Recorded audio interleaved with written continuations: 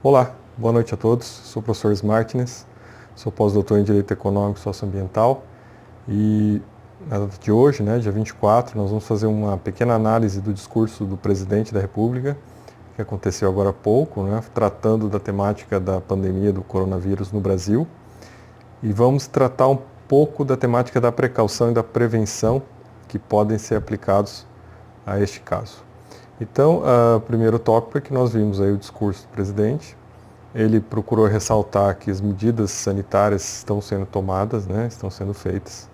Há toda uma preparação já para o pico da epidemia que nós vamos ter em meados de abril em diante. Então já é esperado estatisticamente, pela propagação desse tipo de vírus, que vai haver um pico da epidemia lá pelo final de abril, então isso aí já é esperado. A questão toda que nós temos que avaliar, e as medidas de supressão, as medidas que estão sendo tomadas agora, estão sendo feitas para se evitar que esse pico gere casos graves, que dentro desse pico existe uma quantidade de casos graves que extrapole a capacidade do nosso sistema de saúde de atender essas pessoas que necessitem de algum suporte hospitalar. Então, isso que é o principal de toda essa discussão. E daí, claro que a gente está vendo duas correntes se manifestando. Uma corrente dizendo que é importante realmente se manter a rigidez da supressão no seu nível 3, que é o seu nível mais alto, que é o seu nível de restrição de atividades, de locomoção das pessoas, e que ela permaneça, então, até essa época, até meados de abril, para que se evite, então, a sobrecarga no sistema de saúde. Então essa é a política que está sendo adotada agora, mas que no discurso do presidente hoje, ela foi criticada. Ele teceu críticas a essa política, apesar de que quando nós vamos observar na maior parte dos países do mundo, incluindo Estados Unidos, incluindo Inglaterra, que agora também decidiu seguir esse caminho, a Índia também tomou essa decisão. Então nós vamos ver que a maior parte dos países no mundo, eles estão adotando esse caminho no curto prazo. Então nós estamos vendo aí um conflito de perspectivas, porque aí você vai ver que o presidente ele está se focando mais na preocupação do pilar econômico. Então a gente tem o pilar sanitário e tem o pilar econômico.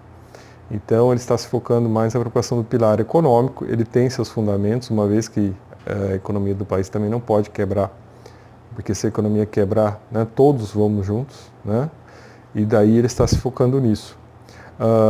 Claro que no curto prazo, a crítica que se estabelece é que num curto prazo é melhor se seguir o lockdown, é melhor se seguir na maneira como nós estamos, para a gente atenuar a curva e aos poucos, conforme nós formos verificando os dados e esses dados forem positivos, que a gente possa fazer as correções e a redução das restrições. Então é mais prudente nesse momento a gente seguir por esse caminho, a gente manter as restrições e aos poucos, conforme for evoluindo os casos, conforme a gente for tendo condições de analisar a evolução do vírus no Brasil, da propagação do vírus no Brasil, com dados estatísticos, com dados de como é que está a carga no sistema de saúde, da utilização dos leitos, a gente possa então aos poucos ir liberando as restrições. Então essa é a postura mais adequada. E é a postura que tem a ver com o nosso texto de hoje, que está sendo publicado juntamente com esse vídeo, onde nós vamos falar de dois princípios importantes do direito ambiental, mas que se aplicam também na esfera econômica, porque a questão ambiental não é só uma questão biológica, a questão ambiental ela envolve também outras dimensões, e uma das dimensões é a dimensão econômica. E dentro dessa dimensão econômica a gente tem duas coisas importantes, que é o princípio da precaução e o princípio da prevenção. Então, quando a gente fala em precaução em direito ambiental, a gente fala de riscos potenciais abstratos, riscos que podem se tornar realidade. Neste momento, o nosso maior risco potencial abstrato é do sistema de saúde não suportar a carga devido a uma progressão acentuada desse vírus no país. Então, é adequado que nós, nesse momento, façamos lockdown, Há fundamento, então, jurídico para isso, no sentido de que, olha, temos que ter precaução nesse momento. Vamos esperar, né? Vamos dar prazo, né? Vamos ver o que vai acontecer nos próximos dias, nas próximas semanas. E daí sim a gente toma uma outra atitude dependendo do que for acontecendo, né? Então esse é o princípio da precaução. E depois a gente tem também o princípio da prevenção, né? A prevenção é quando eu já tenho uma situação que ela vai acontecer se aquele caminho for seguido. Então aquilo já é efetivo, não é algo abstrato, né? Então a gente já sabe que se for por ali vai dar errado, né? Que é no sentido de se nós não tomarmos medida nenhuma, se nós deixarmos tudo correr, né? Nós vamos ter um problema grave de saúde pública no país, né? Nós vamos ter uma explosão dos casos. Então eu vejo que a gente não pode, né? Nem ficar no longo prazo, né? Só no lockdown, mas também não pode deixar a coisa correr porque nós sabemos que vai dar problema. Então nós temos que buscar um meio termo e nesse momento o mais racional, né, o mais adequado é o lockdown, é a supressão, o distanciamento social, vamos aguardar, vamos esperar um pouco mais.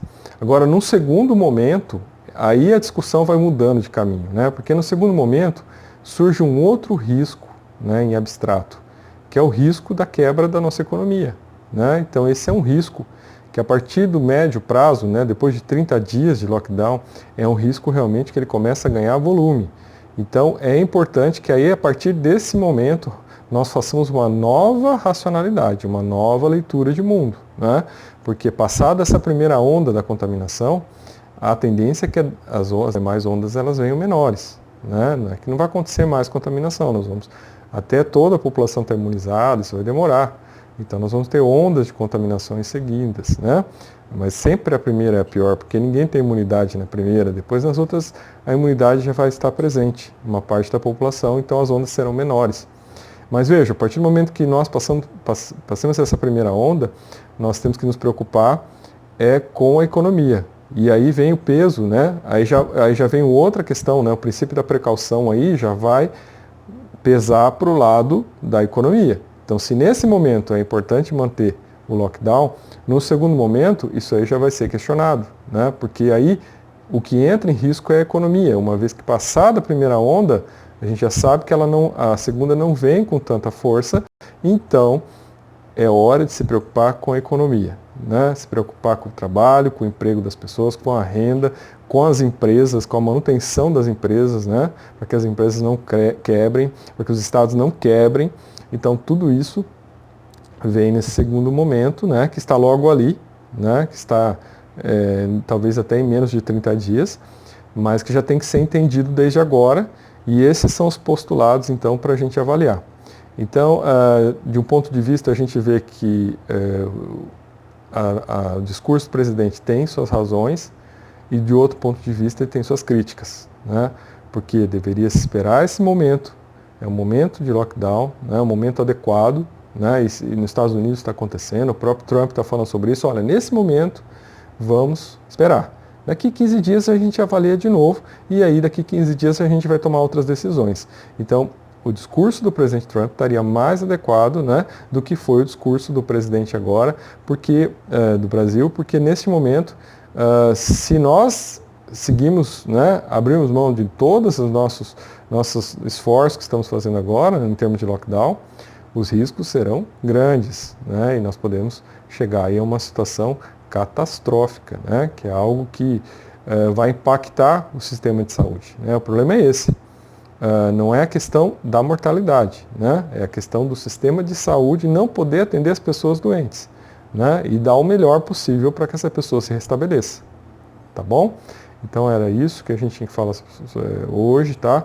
Fazendo então mais um apontamento aqui, tentando todo dia aqui fazer uma interlocução para colaborar com o que está acontecendo, porque é um momento sério que nós estamos passando, as consequências não são só sanitárias e serão econômicas no médio e longo prazo para todos nós.